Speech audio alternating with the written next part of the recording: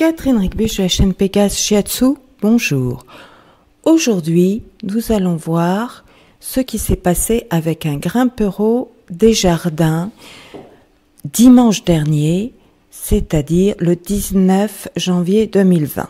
J'étais tranquillement en train de réviser mon chinois sur YouTube, sur la chaîne Everyday Chinese, qui je recommande pour ceux qui veulent apprendre le chinois, quand j'ai entendu un bing.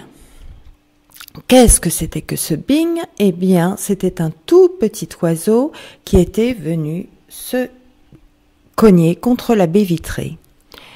Et après détermination, c'était le grimpereau des jardins.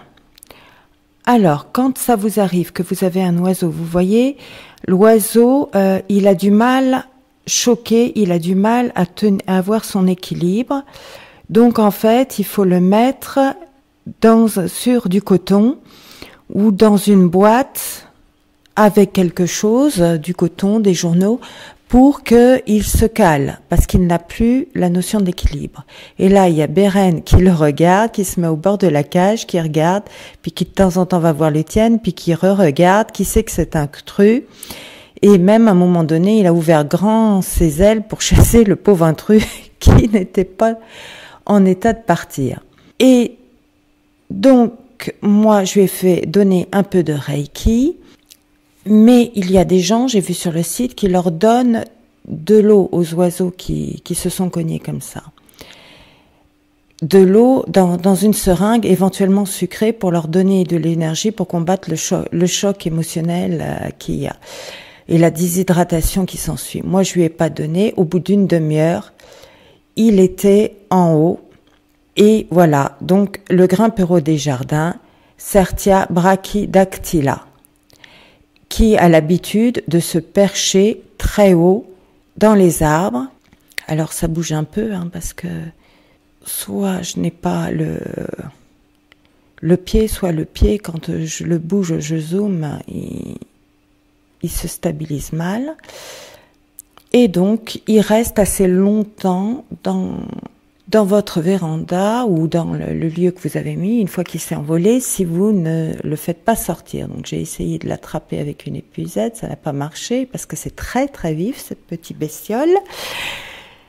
Ce sympathique grimpereau des jardins, qui en fait est un insectivore qui, avec son long bec, va chercher les insectes sous l'écorce en s'appuyant sur la queue que vous voyez, qui est donc assez large, et donc à ne pas confondre avec le grimpereau des bois, qui lui ressemble beaucoup, mais il a un sourcil blanc, une espèce de sourcil blanc plus large, celui des bois, et puis il y a peu de chances que vous le trouvez dans votre jardin, vous le trouverez plutôt dans les bois, mais c'est un animal. Ça bouge, donc éventuellement, peut-être chez vous quand même. Donc, j'ai essayé à plusieurs reprises de l'attraper, j'ai essayé d'ouvrir en grand, voir s'il sortait, il sortait pas, donc j'ai dû lui faire peur un peu pour que, gentiment, quand même pas trop violemment, pour qu'il sorte en ouvrant en grand la véranda. Et j'ai dû vraiment, la vitesse de la vidéo, la réduire, parce que, si vous voulez, ils sont tellement rapides que vous ne les voyez pas partir. Donc il a fallu que je change la vitesse pour qu'il puisse partir, pour qu'on le voit partir, qu'on le voit s'envoler. Et donc,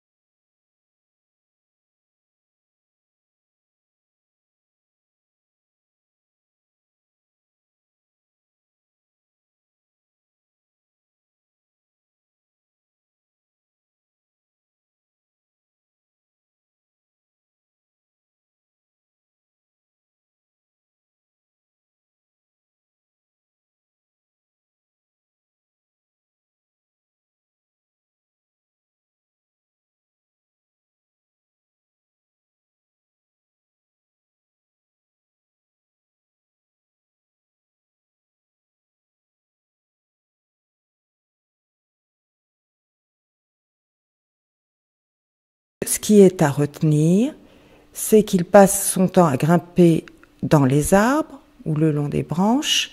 Son long bec lui permet de chercher les insectes sous les écorces en prenant appui sur son queue, à ne pas confondre avec le grimpereau des bois. Je vous ai mis 2 sites qui peuvent vous en dire plus. C'est un animal de 12 à 13 cm de long, donc c'est très petit, surtout avec une queue aussi imposante. Et c'est très sympathique. Et donc, si vous avez un problème plus grave avec un animal sauvage, surtout appelez soit un vétérinaire, si vous êtes prêt à engager des frais, soit la mairie qui renverra vers un organisme qui soignera l'animal gratuitement. Mais ne croyez pas que les animaux sauvages, vous pouvez leur venir un peu en secours sur un court temps. Vous ne pouvez pas normalement les transporter sur toute la France. Vous n'avez pas le droit. Et donc, il faut, sauf si vous avez prévenu la gendarmerie que vous allez l'emmener dans un centre de sauvegarde ou que le centre de sauvegarde les a prévenus eux-mêmes. En général, ils préfèrent prévenir eux-mêmes. Donc, voilà. N'oubliez pas que les espèces sauvages, vous n'avez pas à les apprivoiser ni à les garder chez vous. Je vous remercie de m'avoir écouté en espérant que cela vous a plu. Au revoir.